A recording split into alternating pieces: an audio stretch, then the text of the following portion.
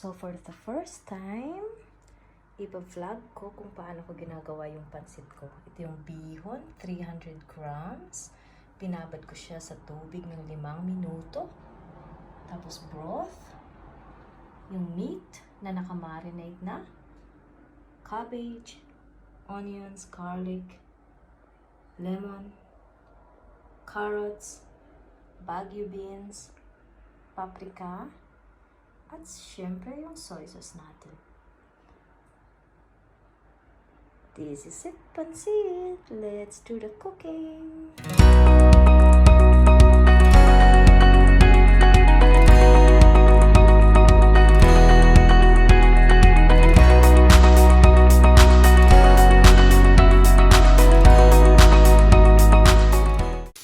Dahil half-cooked na yung carrots tsaka bagu beans natin, pwede natin ilagay yung soy sauce.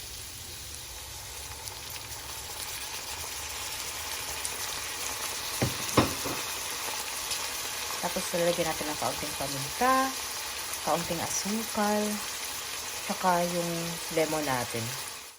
Yung asukal dapat 1 teaspoon lang ha.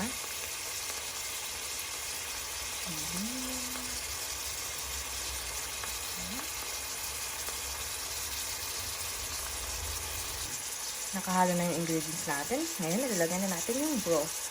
Pero dapat hindi lahat din. Dapat depende sa dami ng bihon natin, no?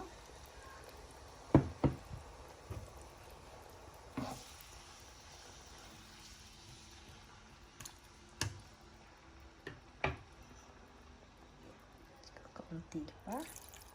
Nakadepende na lang yan sa'yo.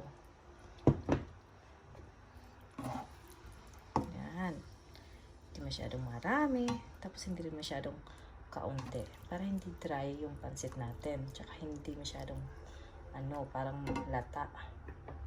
So ngayon ilalagay na natin yung paprika. Yan, okay na siya sa timpla. Nilagyan ko na siya ng kaunting asin kasi yung alat niya hindi pa enough. So ngayon ilalagay na natin yung bihon at saka yung cabbage.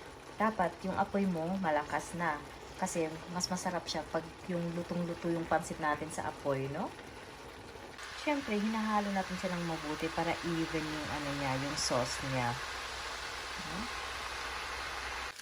And yes, you're right. I'm not using magic sarap or any of those nor cubes or anything kasi siyempre gusto kong iwasan yung mga ganon. Kaya nilalagyan ko siya ng asukal. Parang medyo dry siya, tapos hindi pa lutong-luto yung bihon. Kaya ito, hinaluan ko yung toyo, so 1 spoon ng soy sauce, tapos kaunting sabaw. Tapos, yan, haluin lang natin siya, tapos haluin natin siya ulit.